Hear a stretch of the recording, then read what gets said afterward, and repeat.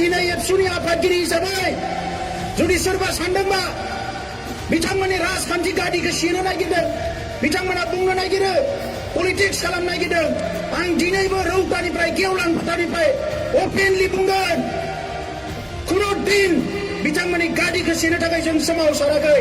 आरो आं हारसिंनि खोथा सानो बुङोब्ला आं कुनु दिन एमएलए एमपि बिटिसिनि चिफ इएमसिएम मेम्बार जानो थाखाय आं सोमावसाराखै।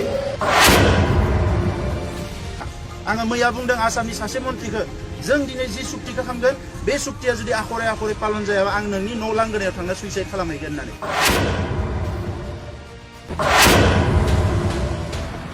आं दिनै एबसुनि आफादगिरि हिसाबै जुदि सोरबा सानदोंबा बिथांमोननि राजखान्थि गादिखौ सेनो नागिरदों, बिथांमोना बुंनो नागिरो पलिटिक्स खालामनो नागिरदों, आं दिनैबो रौतानिफ्राय गेवलां फोथारनिफ्राय अपेनलि बुंगोन खुनु दिन बिथांमोननि गादिखौ सेनो थाखाय जों सोमावसाराखै। आरो आं हारसिंनि खोथा सानो बुङोब्ला आं कुनु दिन एमएलए एमपि बिटिसिनि चिफ इएमसिएम मेम्बार जानो थाखाय आं सोमावसाराखै।